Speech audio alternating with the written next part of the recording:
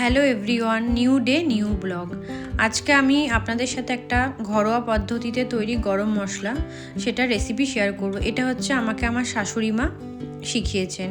তো আপনি যে মশলাগুলো দেখতে পাচ্ছেন এগুলো আমি সব কেরালা থেকে নিয়ে এসেছি। প্রত্যেকটা আমি আলাদা আলাদা প্যাকেটে নিয়েছি, যাতে আমি ঘরে প্রত্যেকটা আলাদা আলাদাভাবে নিজের মতন করে একটা কম্বাইন মশলা বানিয়ে নিতে পারি, গরম মশলা। আর যে বড় প্যাকেটটা দেখালাম ওটা গিফটিং পারপাসের জন্য আমি এনেছিলাম। আমি যে রেসিপিটা বলবো যেটার স্বাদ গন্ধ খুবই সুন্দর, যে কোনো রান্নায় আপনারা ব্যবহার করতে পারবেন এবং চাইলে এটা বিরিয়ানি মশলা হিসাবেও ব্যবহার করা যায়। তো প্রথমে আমি নিয়ে নেব 2 টেবিল চামচ হচ্ছে কালো মির্চ, যেটা গোলমরিচ। তারপরে নেব জিরে 2 টেবিল চামচ। তারপর নেব ধনে 3 টেবিল চামচ। আর নিয়ে নেব হচ্ছে 1 থেকে 2টো দালচিনি যেটা বলে। আর হচ্ছে নেব একটা নাটমেগ, আর একটা নেব হচ্ছে স্টার অ্যানিস, যেটা মানে হচ্ছে চাকরি ফুল বলি, যেটা স্টারের মতন দেখতে হয়। আর একটা নেব জাবেত্রীর ফুল। তারপর নেব হচ্ছে 5টা কালো এলাচ বড় যেটা হয়। তারপর নেব 10টা হচ্ছে ছোট এলাচ এবং 1 টেবিল স্পুন হচ্ছে লবঙ্গ। আর 4 থেকে 5টা আপনি হচ্ছে তেজপাতা বে লিফ ইউজ করতে পারেন।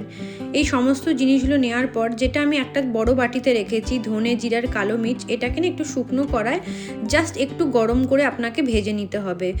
বেশি ভাজবেন না, জাস্ট হালকা হালকা গরম করতে হবে। তারপর ওটাকে ঠান্ডা করে নেবেন। ওটা ঠান্ডা হয়ে যাওয়ার পর এই যত মশলাগুলো এই ছোটো বাটিতে আমি নিলাম তার সাথে ওই মশলাটা একটা স্মুথ পেস্ট বানিয়ে দেবেন মিক্সিতে। ঠান্ডা হওয়ার পর করবেন, নাহলে কিন্তু টেম্পারেচারটা মেনটেন হবে না। তারপরে ওটা কি করবেন, একটা কাঁচের এয়ারটাইট যে কোনো জারের মধ্যে রেখে দেবেন। প্রায় 1 মাস মতন তো যায়। আমি একবারে 1 মাসের মশলাটা বানিয়ে নিই, বানানোর পর সেটা আমি 1 মাস ইউজ করি, তারপরে আবার যখন শেষ হয়ে যায় আবার বানাই।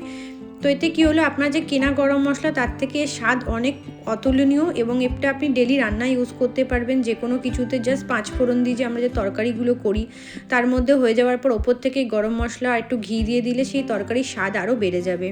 এই হলো আমার ছোট্ট রেসিপি। আমি জানি রেসিপিটা অনেকেই জানেন, তাও মনে হলো আমি একটু শেয়ার করি।